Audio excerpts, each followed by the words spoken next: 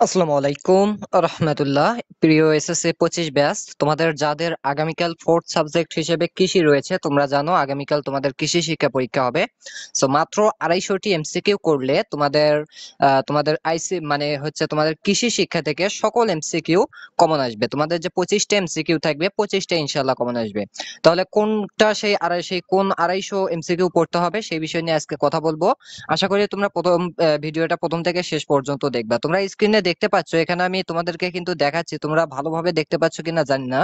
দেখো, আমাদের প্রথম যে পিডিএফটা সেটা হচ্ছে চ্যাপ্টার নং 1। সো চ্যাপ্টার 1 এর এখানে কিছু এমসিকিউ আছে যেগুলো করলে মোটামুটি ভাবে চ্যাপ্টার 1 থেকে আর কিছু করা লাগবে না, এর মধ্য থেকেই কমন আসবে। এরপর আছে চ্যাপ্টার 2, চ্যাপ্টার 3, চ্যাপ্টার 4, 5, 6 এন্ড 7। 7টা চ্যাপ্টার আমরা কিন্তু এখানে তোমাদের পিডিএফ আকারে এমসিকিউ গুলো রাখছি। এই কয়টি করলে তোমাদের আমি গ্যারান্টি দিচ্ছি আর কিছু করতে হবে না। মাত্র 250টি এমসিকিউ করলেই এনাফ।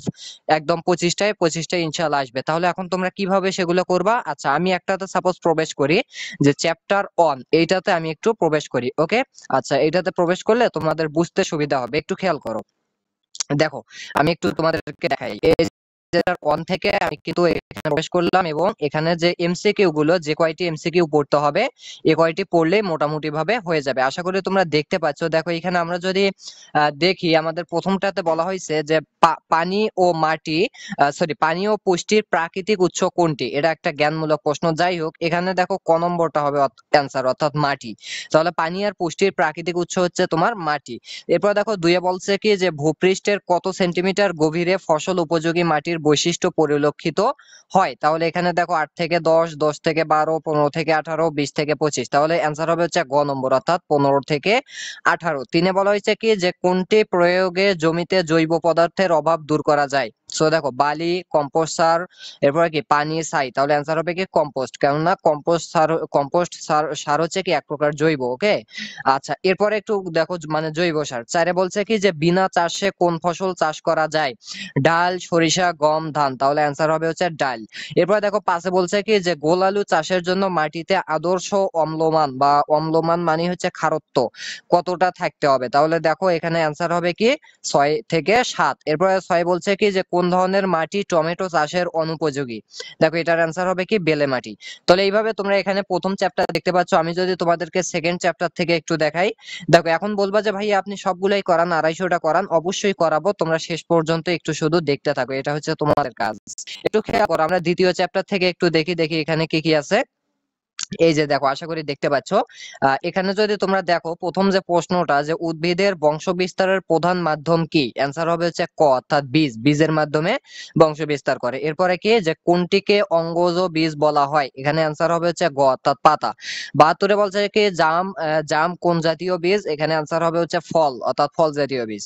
73 দেখো, বীজ উৎপাদনের সর্বমোট ধাপ কতটি? খ, অর্থাৎ 9টি। বীজ উৎপাদনের জন্য নির্বাচিত জমিতে অন্তত শতকরা কত ভাগ জৈব পদার্থ থাকা উচিত? 2 ভাগ। আচ্ছা, 75 কি বলছে যে আদর্শ বীজে বৃক্ষের বৈশিষ্ট্য কি? অ্যান্সার হবে হচ্ছে মাঝারি বয়সী। অ্যান্সার গুলো আশা করি তোমরা দেখতে পাচ্ছ। তাহলে এইভাবে আমরা কি করব, এগুলো কিন্তু করে ফেলবো। আচ্ছা, এরপরে দেখো, আমরা চ্যাপ্টার 3 তে আমরা প্রবেশ করি, দেখি এখানে কেমন।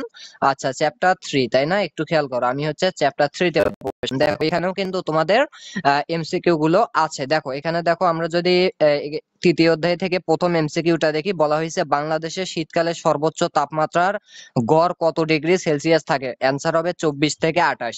আচ্ছা, সো ভাইয়া, আমি তাহলে এইভাবে তোমাদের সবগুলো দেখাতে পারি, বাট এখন দেখাবো না, কেননা তোমরা যদি আজকে লাইভ ক্লাস হবে হচ্ছে আমাদের মাগরিবের নামাজ পড় বা বলতে পারো 6:30টার দিকে বা 6টার দিকে। ওকে, তখন লাইভ ক্লাস হবে। সেই লাইভ ক্লাসে আমি তোমাদেরকে 250টা এমসিকিউ সলভ করাবো এবং আমি চ্যালেঞ্জ দিচ্ছি এই 250টার মধ্যে ইনশাল্লাহ আসবে। পাশাপাশি যদি সময় থাকে আমরা সিকিউও করার চেষ্টা করব। ওকে, তাহলে তোমাদের কাজ কি হবে? 6টা থেকে 6:30টার মধ্যে আমাদের লাইভে জয়েন করে ফেলা।